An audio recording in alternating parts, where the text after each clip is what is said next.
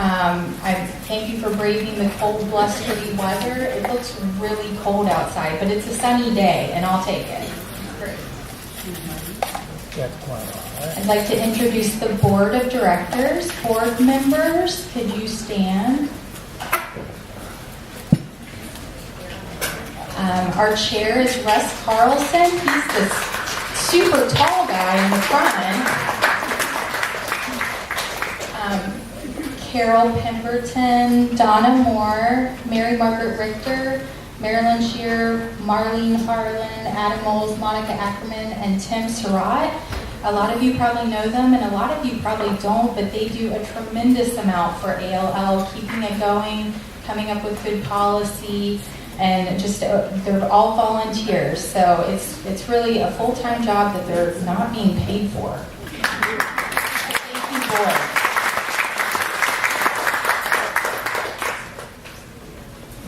That's me.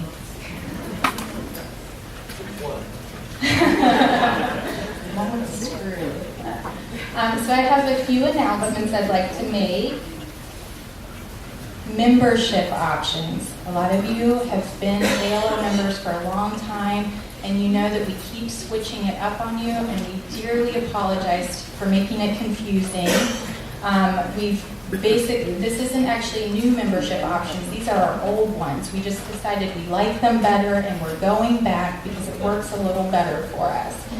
There's a spring half-year option for $30, a fall half-year option for $30, and then a full year option for $45. And most of you probably already have your spring membership card. The biggest thing you need to keep in mind is that you have a member discount code. It's printed on your card. If you've lost your card, you're still okay because we will always tell you your discount code. And that's how you get 20% off when you register for courses and excursions. There are a few course changes. One, Bell Young's course. We've extended registration through today. So if you haven't registered yet, and believe me, you will want to after you hear from Bell, you still have the opportunity to do that. And his course starts next week. And then Ed Vida's course, Russian Folklore, we've actually changed the date. So he's no longer starting his course on February 26th. He's going to start March 5th, and it will go through March 26th. And along with that, we have extended registration for Ed's class. You can register through February 26th. Volunteer opportunities. How many people love to volunteer? Oh man, that's not a lot of hands. Okay, well, you might be sitting on it right now, but you have a little piece of paper. If you are interested in volunteering, you can fill that out and turn it in on your way out. You can fill it out and throw it on the floor because we will pick it up after we're done, and then we will contact you. But there are different volunteer opportunities. You can join the curriculum committee, and they're awesome. They're the ones that get course proposals. They work with instructors. They also do a bit of facilitating in the classroom. They make announcements like where the fire exit is. They try to help troubleshoot technology. We have an excursion committee. They plan our excursions. They really need some help. The problem is the excursion committee, they love to travel, so they're gone all the time, and it's hard for them to lead the excursions. So we need some help with those committees. And then we also have some other ad hoc opportunities. If you are interested in delivering our catalogs to any places you think people might like to pick them up, let me know. We'd love for you to drive them around. And then if you are really great with technology, or frankly, even if you're not, if you want to take a stab at helping troubleshoot some AV issues that we like to have during our classes, you just let me know, because we have a place for you. We really do. Use some help. Now, a great partner of ours that we all love, Village Books, they have donated a $25 gift card to us today. And we're going to do a raffle drawing at the end of the preview, so make sure you have your raffle ticket. Does anyone not have a raffle ticket? Raise your hand, and Diane's going to come around and give you one. Oh my gosh, that's a lot. Okay. Well, you're going to have to keep your hand raised so Diane can find you. You can switch hands if you get tired.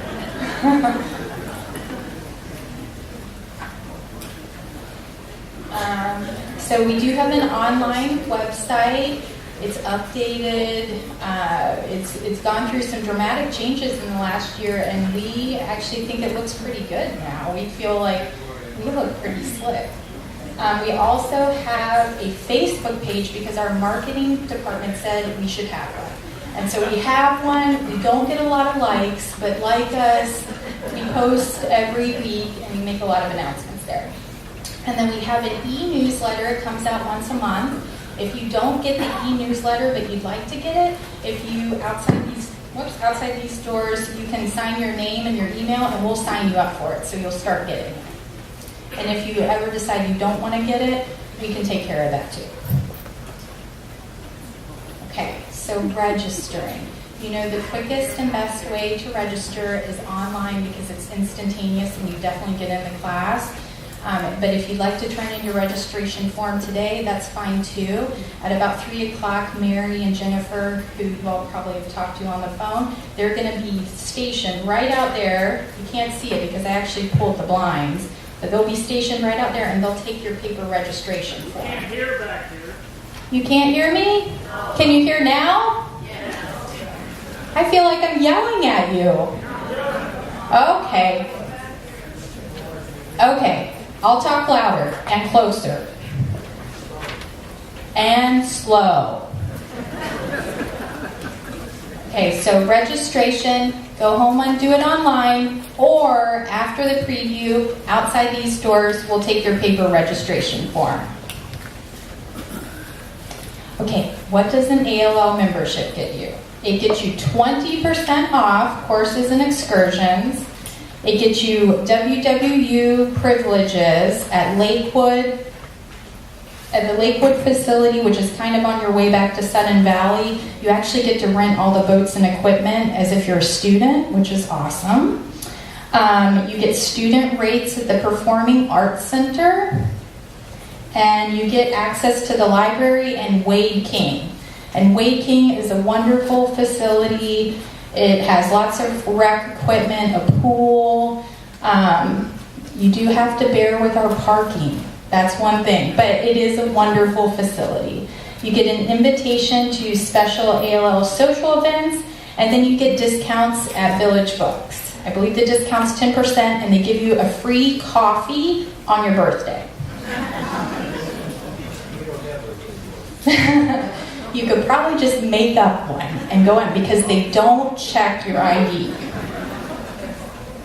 Okay, refund policy reminder. This has been in effect for a couple years now, so it's nothing new.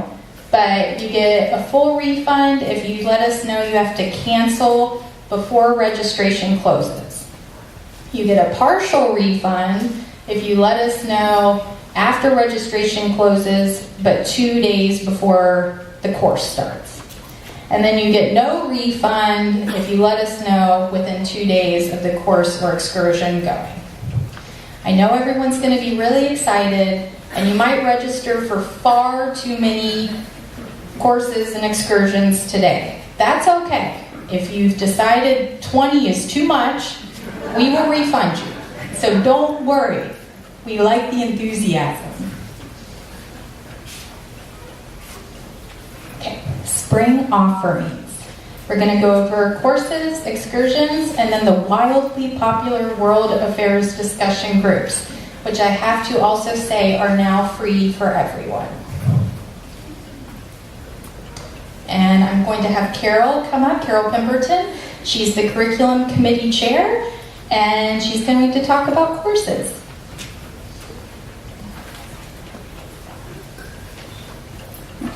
I have to have Shauna push that button because I forget. First, I'd like to introduce you to our curriculum committee, and this has worked out well in the past 2 terms, because if any of you think you might be interested in giving a class, if you talk to any one of these people, they can help you, and I know there's a lot of talent out there we're not using quite yet, so in fact, a couple of the instructors this time are people that just contacted one of our committee members while they were here at the preview. Jane Rellin isn't here. Susan Rhodes, would you stand? Oh, good. Kay Wolsburn. Mishu isn't here. Mishu Yanakita.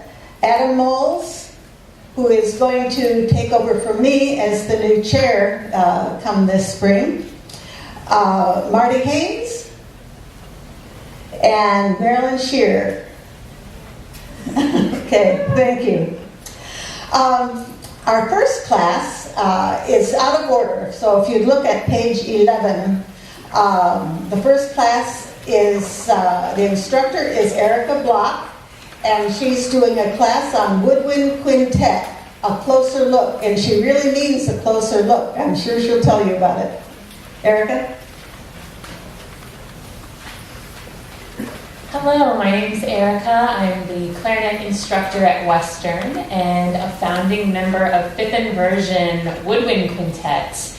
Woodwind Quintets are the adorable little sibling to string quartets, and nobody knows anything about them.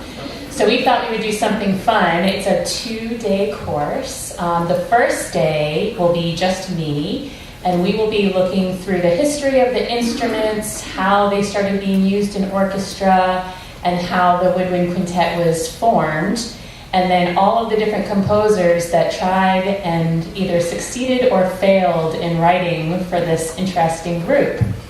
Then the second class, we are going to bring my quintet in, and we're preparing a new work, an amazing work for a concert in May. So we wanted to perform it for the class and break it down into sections and talk about different aspects and the ways that the instruments are being used now in this very melodic and orchestral way, and then have all of the students come and be with us and walk around and watch the music fly by and really participate in the chamber aspect of this interesting group.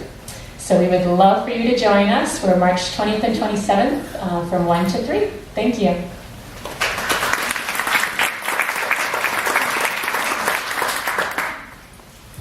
Okay, the next instructor is our ALL treasure.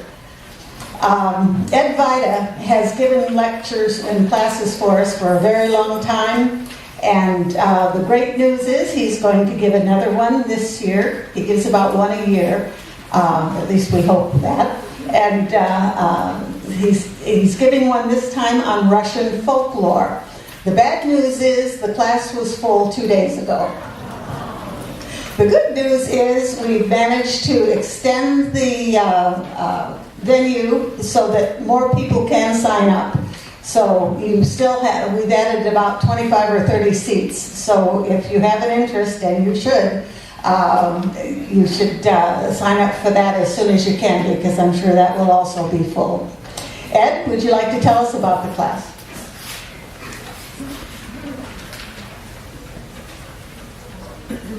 Russia is famous for its literature, its theater, its architecture, and its music, but few people realize how much these cultural achievements derive from the equally magnificent heritage of Russian folklore. My course explores ancient Russian beliefs, folk tales, and epics. We'll examine the traditional peasant calendar with its unique mixture of pagan and Christian holidays. Along the way, you'll learn surprising facts about our own modern American culture. You'll learn why witches fly on brooms, whereas we all otherwise have to show up at the airport early go through TSA. You'll also learn where Groundhog Day comes from and how Russians tell fortunes. You will also find out about Russia's own homegrown Bigfoot, their UFO encounters, and other modern legends. You'll find out why Halloween is on October 31st, whereas Russians trick-or-treated traditionally on Christmas Eve. So along the way, you'll meet different types of heroes that populate every corner of Russian culture, and you may even come to recognize them when you look in the mirror. Take a guided tour through 12 centuries of Russian superstitions, beliefs, and faith to experience what it means to have a Slavic soul, and we may even sing a folk song. So, thank you.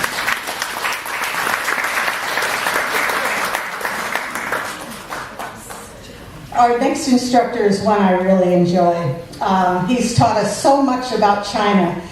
He even got me to appreciate Chinese opera, which was quite an undertaking. Bell Yung is going to teach us about intriguing topics of Chinese culture. Bell? Thank you, Carol. And hello, friends. I'm glad to be teaching again. My special area of research and writing is my special area of research and publication is in the traditional music and opera of China, and I write mainly in English and publish in the U.S. And when I write and publish, I am always very much aware that my readers know very little about the subject matter, its historical context, its social and cultural context. So I always put in a lot of thought into explaining these contexts.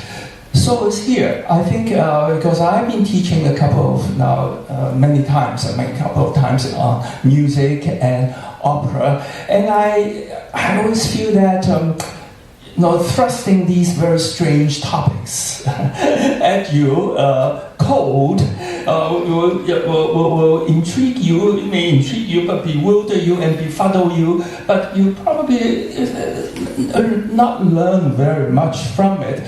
So as a result, I thought I should tell you something basic about Chinese culture, because that's so important to really understand Chinese opera. A year ago, I taught a course on the Chinese language, and I think I'm really quite delighted by the reaction of those of you who are in my class. So I thought I'll continue to do another one on other what I call intriguing topics.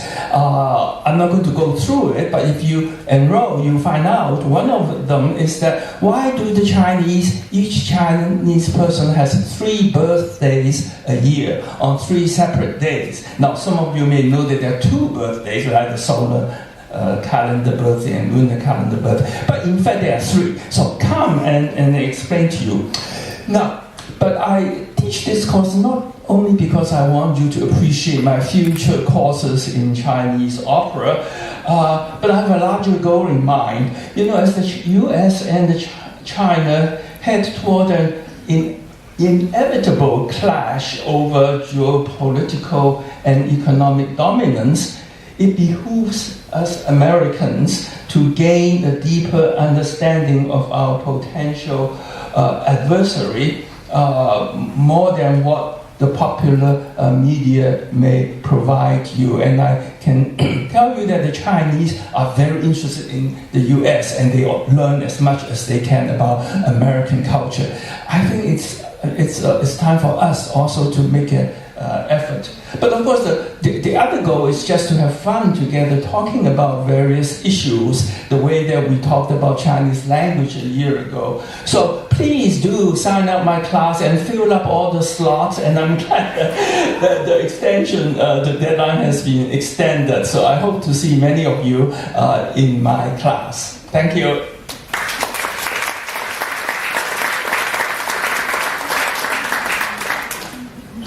Our resident geologist here is Dr. Terry Steinborn.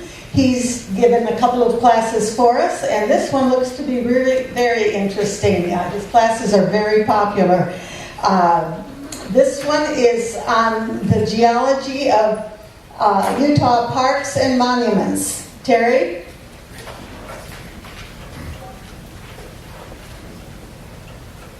Thank you, Carol.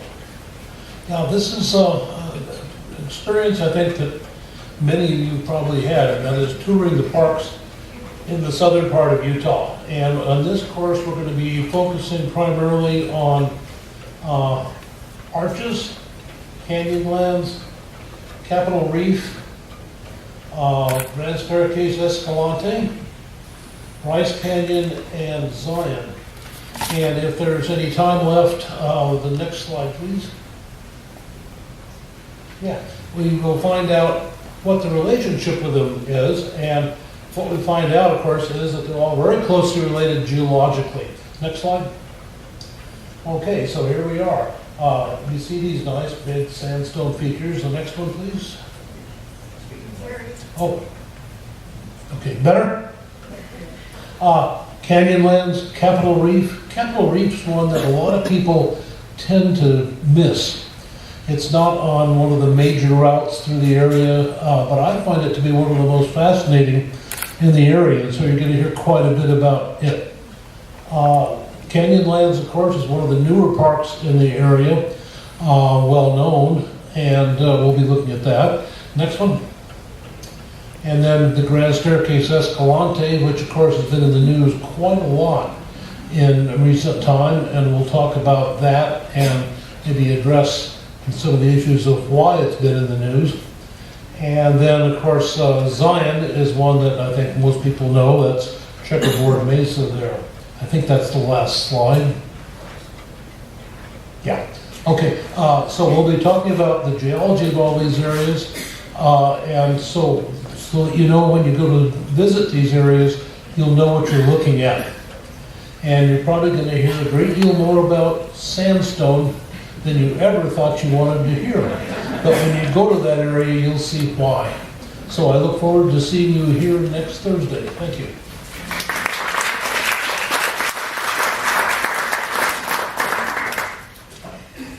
You probably have all heard of Mount Baker Theater, but perhaps you don't know about it. The building itself is quite interesting. And we have one member of our curriculum committee who decided that we all should learn about it more in depth. Marilyn Shear will tell us about it. And I'm wearing my costume. If you can see this, it says 90. That's not yet me.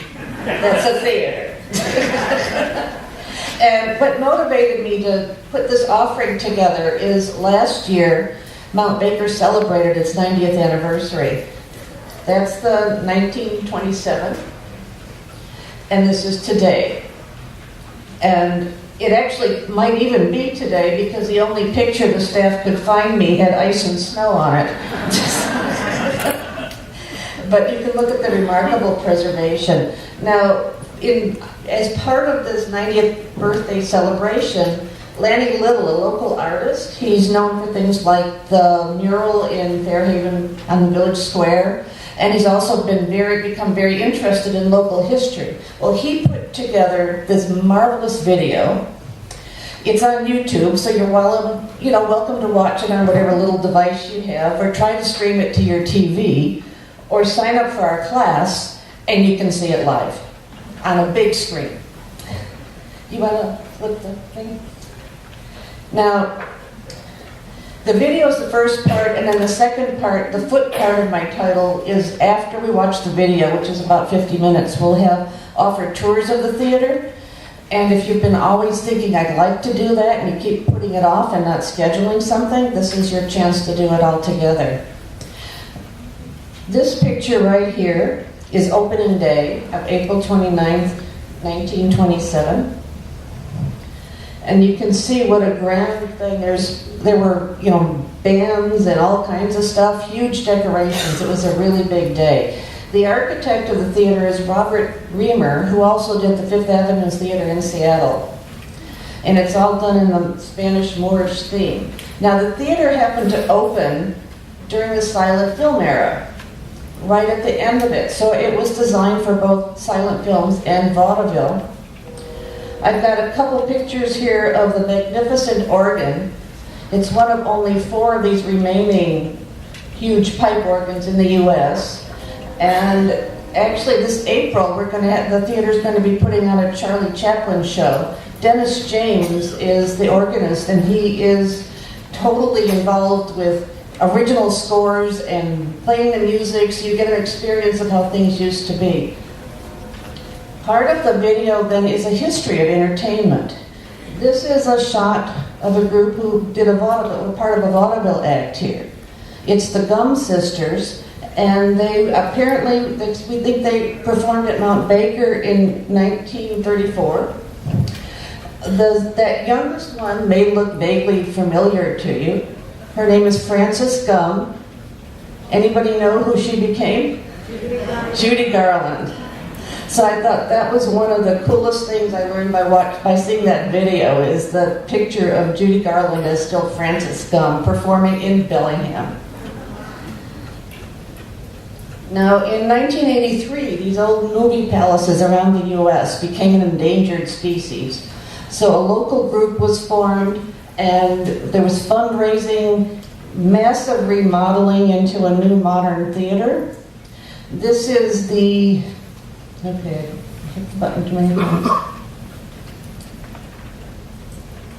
There's my pointer again. That's the theater today.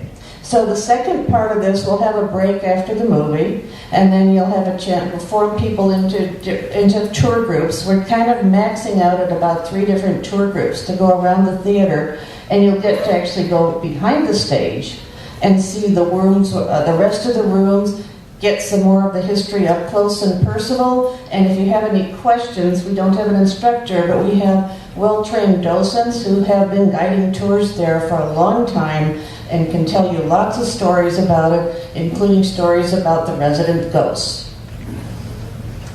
So the only other thing I did want to mention is the entrance to the theater.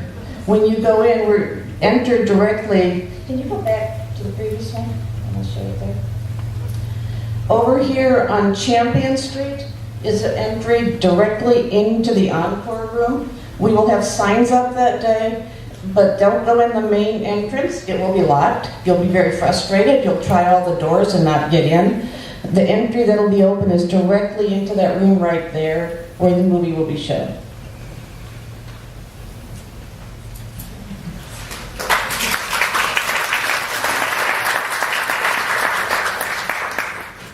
Our next instructor needs no introduction, really. Andrew Miller has a long time, large following for his classes. He actually makes learning the classics fun and interesting, which the curriculum committee had to be convinced of when he first offered to give classes. Andrew?